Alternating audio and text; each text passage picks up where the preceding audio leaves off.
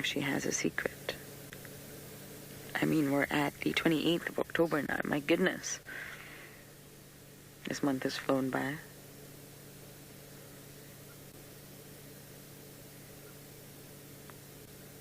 So it's very possible. We're also just not sure. I mean, although Tess has seen her here, we're just not sure when the eggs were laid. Lola, you're saying, please let it be the chicks. I know.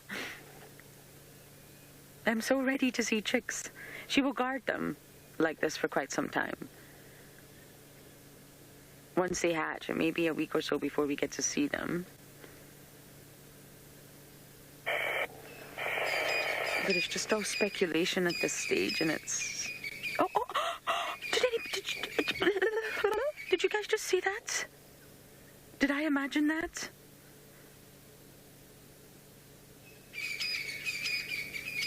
Impo, did I imagine that?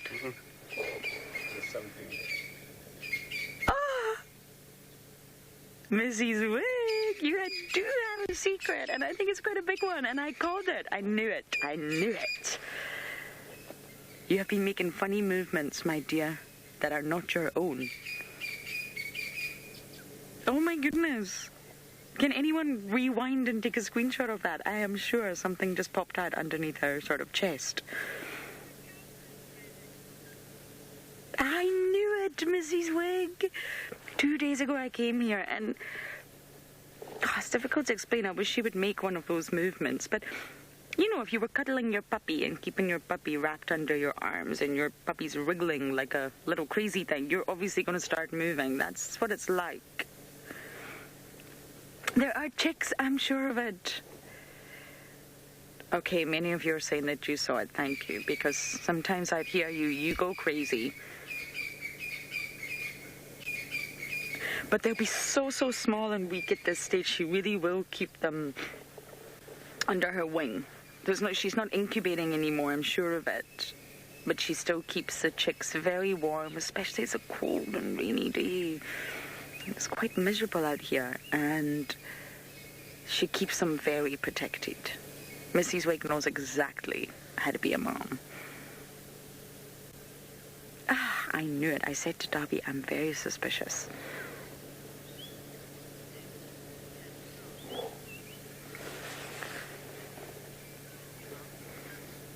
Cantrell, you're saying something seems to be different. Posture. Posture, yes, agreed.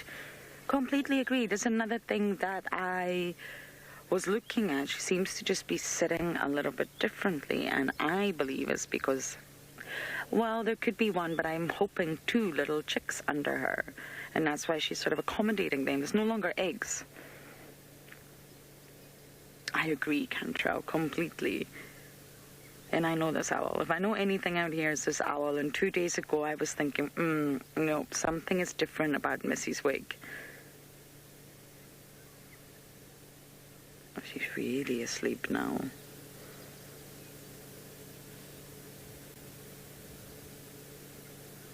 I'm just going to wait a little bit longer and see if we get any signs of movement again. But there's definitely something under her wing. Perfect timing.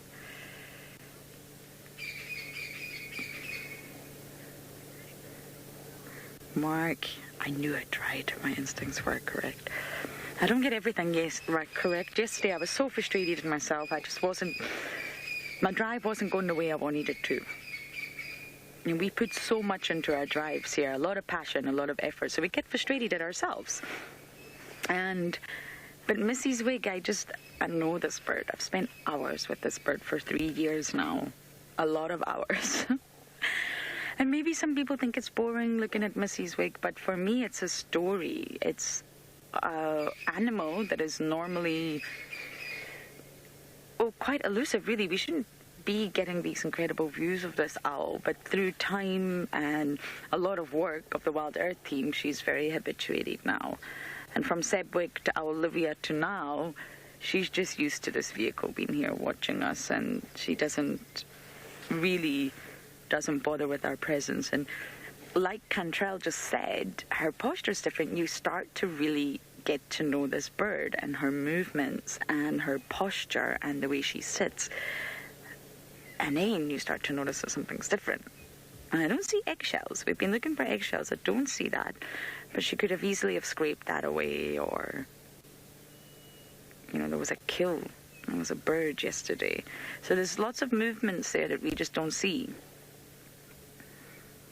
That I am convinced there's little chickies here. I'm obviously hoping for 2 because there were 2 eggs. But, who knows? It's just fantastic that we can get so intimate with this bird. We've got a low angle view. It's a perfect position. Her nest is just 10 out of 10 for us, even although it can be a little bit tricky signal-wise. But these chicks are so weak. They're going to sleep a lot and really just stay under mom's wing. So I think we got really lucky there just to see that small piece of movement.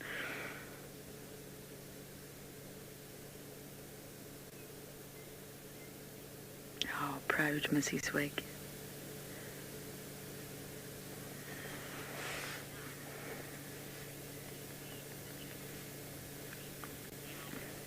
Speak meow. My goodness. Do you speak meow? I would love to be able to speak meow. Fabulous name. Some of you are very creative with your names and we love it. You're asking what she sort of feeds the chicks. At this stage, we saw a bird here yesterday. I don't actually know what species it was, but there was definitely a dead bird. And at this stage, because the chicks, I feel, have hatched, the male is going to be doing most of the hunting. He'll also defend the nest, but he's going to be doing most of the hunting. And he, I believe, will have brought this carcass of whatever bird it was back to the den. Now, she will eat most of it. She needs to keep up her sort of nutrition levels, and she'll also chew tiny little pieces and sometimes even regurgitate it into the chicks' mouths. But it will be very, very small pieces at this stage. They are really weak. They'll have very thin white down and their eyes only open after 7 days. So if I'm correct in what I'm thinking, the eyes will still be very, very closed at this stage. And she will brood the chicks for about 10 days. So it's going to be a while before we get good views, but patience and dedication is going to sort of be what we need here. But she'll be feeding the chicks. She'll tear up tiny little bits of flesh and she'll feed them.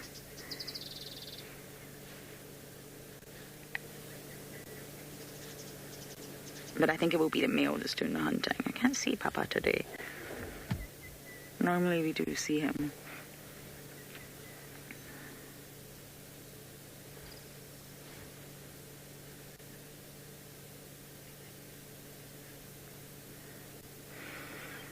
Ah, what a wonderful, wonderful morning. We're going to sit here a little bit longer.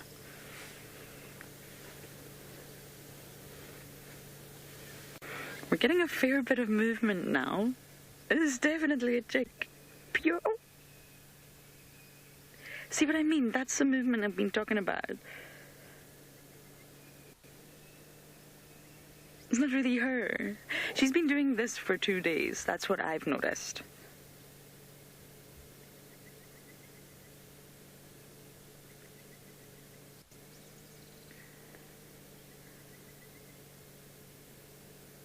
See, it's not really her movement. There's something's moving that's causing her to either flinch or make room.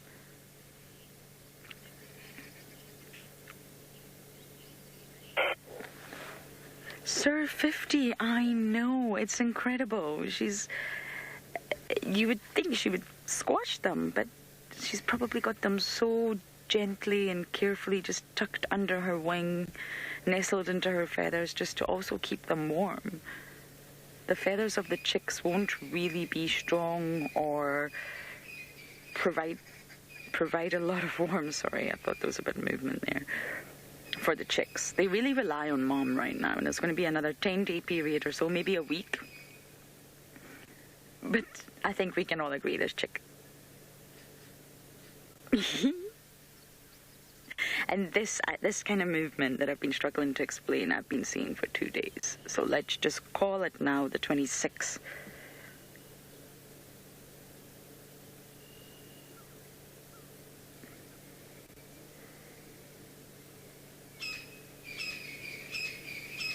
Oh, Mrs Wig, we love you. And we really want to see your babies, but I understand it's a little bit early. That's okay. I'll be patient. Oh.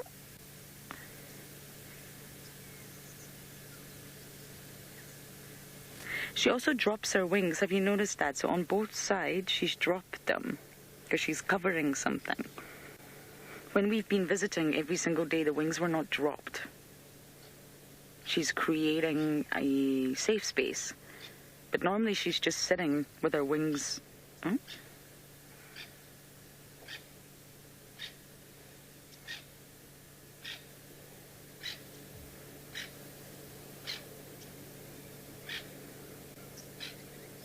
She's looking at something.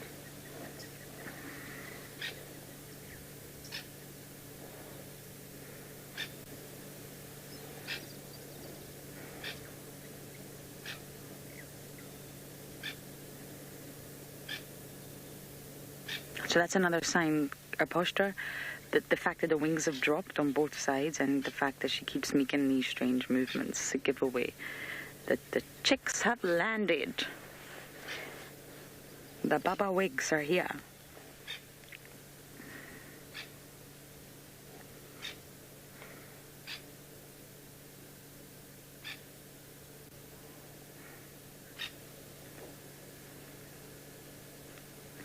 Kimberly, oh my goodness, we have had some fantastic suggestions for the chicks. Now, I'm saying chicks because there were 2 eggs, but I mean, Sebwick was only 1, Olivia was only 1. So at this stage, get thinking of your names, but let's wait until we actually see what's going on before we do that. But I think what we're going to do is just take suggestions from you guys. So get thinking, and I think we'll choose the best one. But you guys already sent in some incredible suggestions that had us hooting with laughter. Mrs Wig was quite impressed too, so.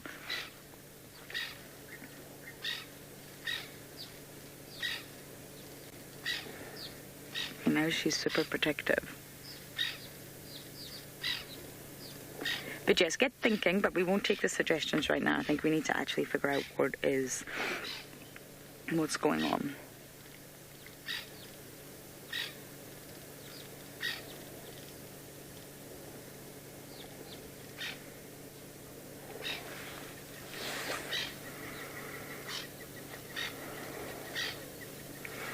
Michael Fleetwood, good morning. I can't see him, but he normally is.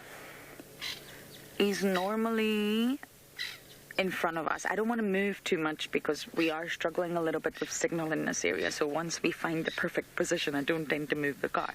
But he's normally really not far away. And as you know, he'll be the guard now, the security guard. He'll stand and just watch, constantly communicate with Mrs Wig, watch her, make sure she and the chicks are safe, which is really very, very sweet. And he also will do a lot of the hunting at this stage. For the next 10 days, he will do most of the hunting. He'll feed himself, then he'll bring back food for her, and of course then she needs to nourish the chicks. But they, after about 10 days, she will start to leave the chicks a fair bit. And they won't be able to move. They'll just sort of be sitting there. But after about 10 days, she'll spend a decreasing amount of time at the nest. Then she'll start to help the male with hunting, but she will always remain near the nest during the day for defense. But right now, they need mama. But as with most wild animals, mom, okay, maybe not elephants, but leopards are also a great example. Mom has to just teach them the way of the wild. You can't mollycoddle and spoil the offspring. You've got to be able to sort of say, right, okay, you're going to have to spend a lot of time on your own, so you're going to have to get used to this. So mum will come and go, and it's exactly the same for owls. But it just would be so great if we had two, because I've not seen this. Seb, as I mentioned, Seb was one. Olivia, I mean, there were other eggs that didn't make it, so Olivia was just one.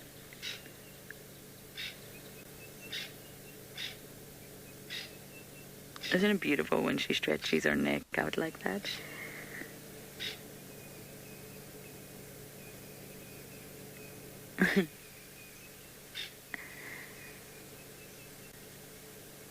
It's just been such a joyous story to follow for me, at least.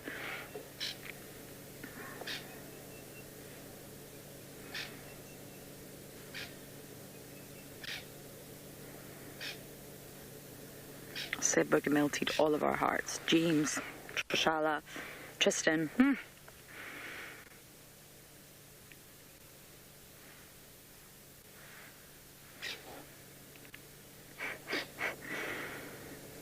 She's behaving entirely different now, isn't it amazing? Every time we come here, she's normally sleeping. Now she's alert and looking.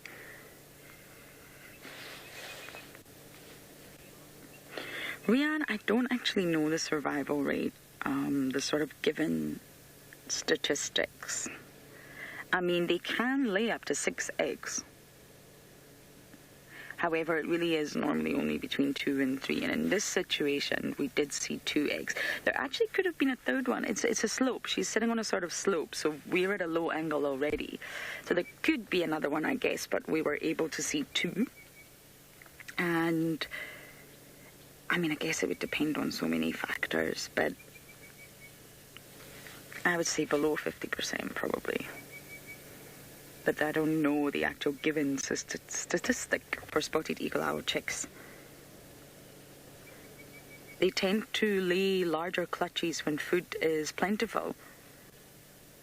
And there's actually a study that sort of even in desert environments where food is not so plentiful, it's a bit of a struggle, they rarely lay large clutches. They keep them small so that they can invest more energy and provide more food for that one chick than trying to spread it across the board across more chicks and have a reduced survival rate.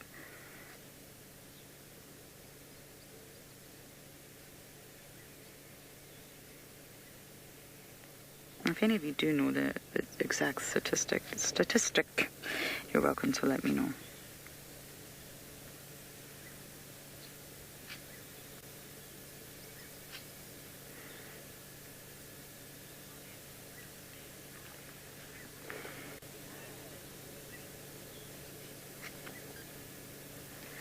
Angel, you're saying you can't wait to see the little wigglings. Me too. I think it will be a while, I do, but I'll keep checking every single day. But I really can't wait. It's important out here. Everyone gets drawn to finding the leopards and the lions, of course, because we have such a strong connection to them. But it's also important that we spend time with other organisms, and this is just a perfect example. Mrs Wig, we are all very proud of you.